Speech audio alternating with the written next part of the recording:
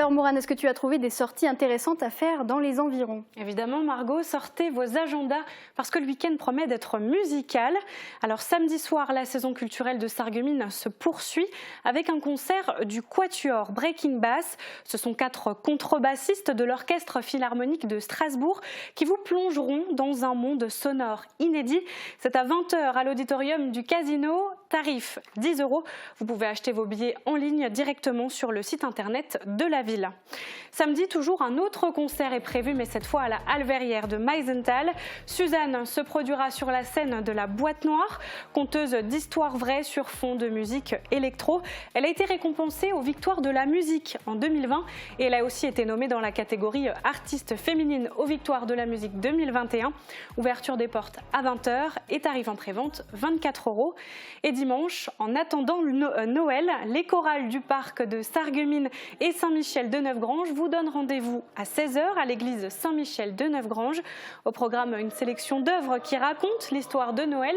L'entrée est gratuite, mais vous pourrez faire un don. L'argent récolté sera reversé à l'association La Cordée d'Ounabé qui soutient la rénovation d'un groupe scolaire au Togo. Voilà Margot. Merci beaucoup Maurane. Et donc pour ta chronique du jour, tu as choisi de nous parler du Père Noël. Et oui, Margot, le gentil Papa Noël qui ramène des cadeaux aux enfants sages le soir du réveillon.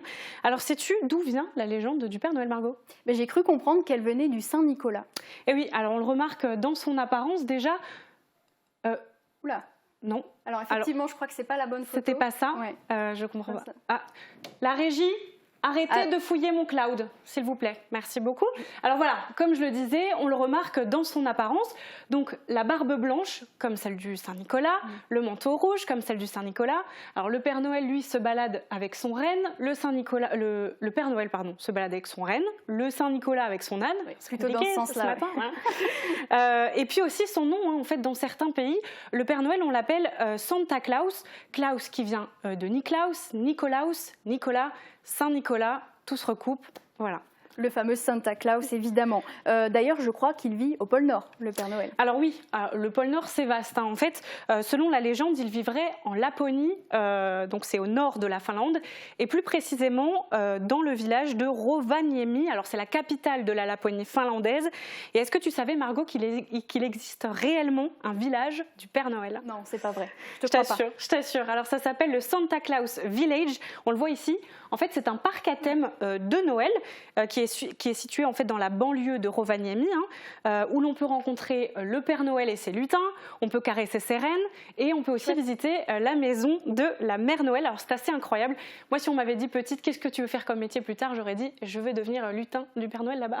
C'est vrai que ça a l'air pas mal comme métier. Alors pour en revenir à la légende du Père Noël, moi il y a une question quand même qui me tracasse depuis ma tendre enfance. Dis-moi tout. Pourquoi est-ce que le Père Noël passe par la cheminée pour rentrer chez nous?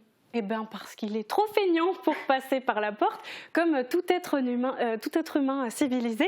Alors après, c'est pas sa faute, il a énormément de maisons à livrer, donc c'est plus simple. Le traîneau se pose sur le toit, conduit de cheminée parfait, il se laisse glisser dedans, c'est un gain de temps énorme, finger in the nose. Après, c'est vrai qu'aujourd'hui, c'est pas très facile pour lui. Et pourquoi ? Parce qu'aujourd'hui, de plus en plus de foyers s'équipent de pompes à chaleur ou de poêles à peler. Donc, comment il fait le Père Noël maintenant? Oui, c'est sûr que les cheminées, c'est plus trop d'actualité dans les maisons. Alors, mais il trouvera sûrement un moyen. Évidemment. Parce que c'est le Père Noël. Mais oui. Voilà. Mais savais-tu que ça n'a pas toujours été le Père Noël? En fait, en Allemagne et chez nous, plus précisément en Alsace et en Moselle, on ne parlait pas de Papa Noël. En fait, on parlait de Christkindl. Et c'était pas un homme, mais une femme. C'était une femme. Oui, alors la légende raconte qu'une jeune femme vêtue de blanc, donc d'un voile blanc et d'une robe blanche, apparaîtrait le soir de Noël. Elle incarnerait l'enfant Jésus et c'est elle qui viendrait en fait déposer les cadeaux aux enfants. Alors selon certaines sources, cette légende, elle se serait inspirée de la Sainte Sophie qu'on célèbre le 13 décembre. Donc la Sainte Sophie, elle marque en fait le début de l'Avent. Donc la Sainte Sophie, elle est aussi habillée en blanc, mais elle a une couronne de cierges, de bougies sur la tête.